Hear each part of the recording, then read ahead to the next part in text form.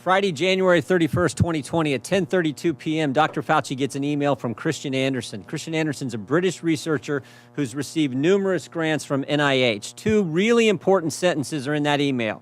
Two sentences that get Dr. Fauci's attention. The first is this: the unusual features of the virus make up a really small part of the genome.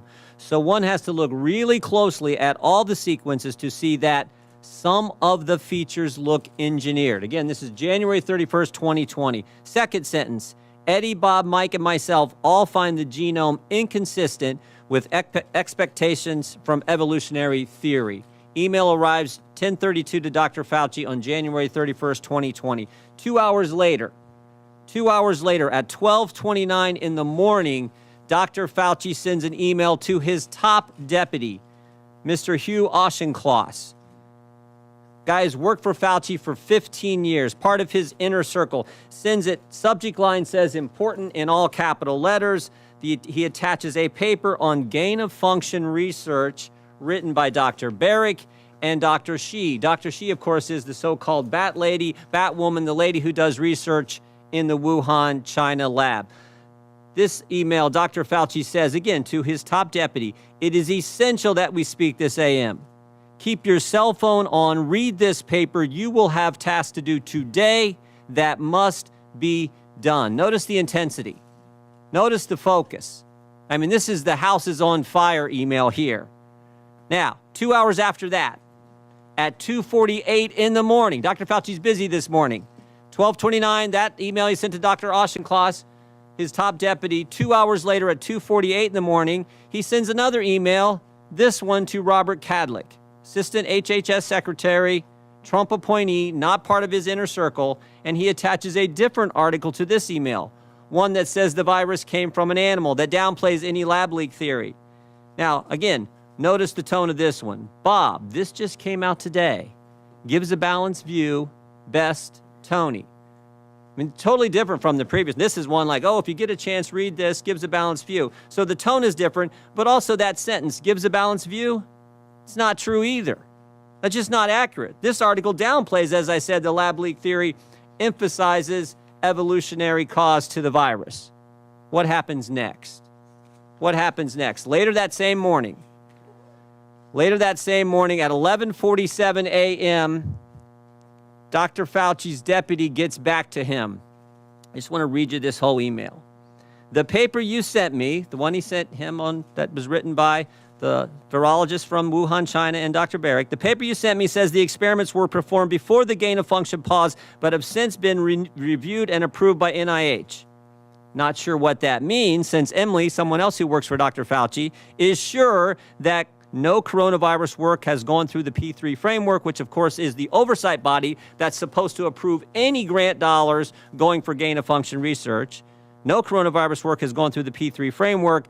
Final sentence, she will try to determine if we have any distant ties to this work abroad. She will try to determine if our fingerprints are on any of this. All these emails happen in 13 hours.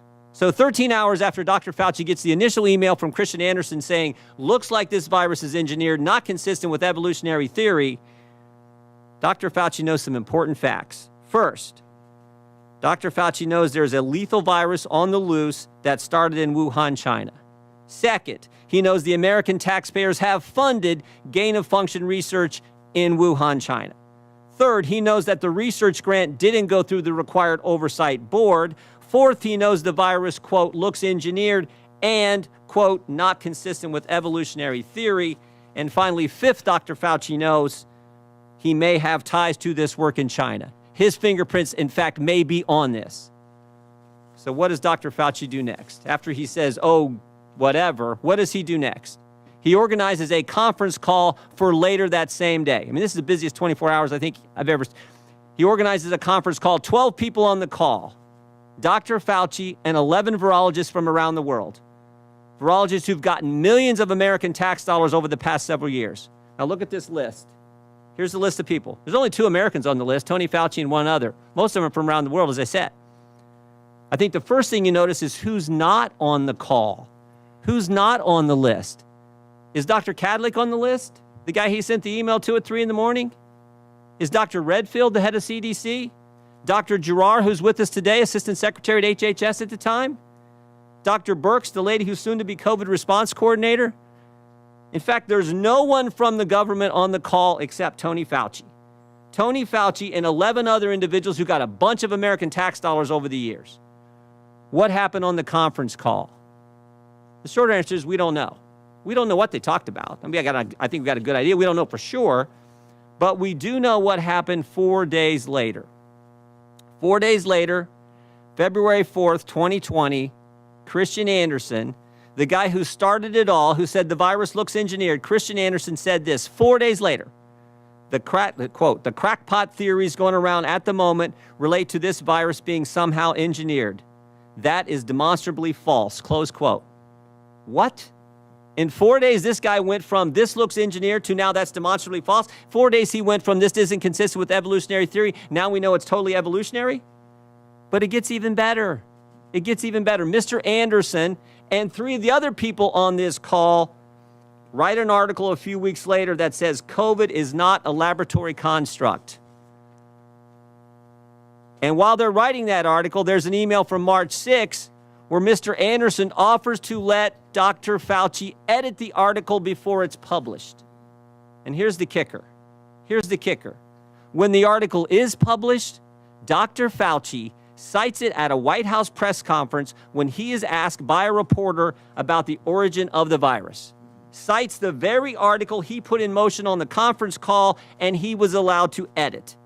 At the White House, where he's supposed to be giving the American people the truth, he references an article that he manufactured. Now, maybe I'm wrong about all this. Maybe it didn't work out this way. I think I'm right. Maybe it didn't work out this way. But it would have been nice, Mr. Chairman, if Dr. Fauci would come today and answer our questions. He could have come here and defended himself, but he didn't have the courage to do it. And you know who else wouldn't come? Remember that email about the P3 framework? We invited Dr. Hassel to come too. He's the individual who chairs that oversight board. We invited him to come today too, and he wouldn't come.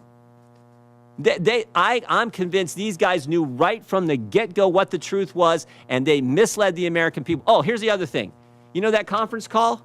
That conference call? We got the emails regarding the conference call from February 2nd. All these guys were emailing back and forth. They were on that conference call. Here's what we got on the FOIA request. Here's all their emails. Every single thing is redacted. Every single thing is redacted about what took place in that conference call, because I'm convinced it was at that conference call where they said, we got to cover our tracks. And again, maybe I'm wrong.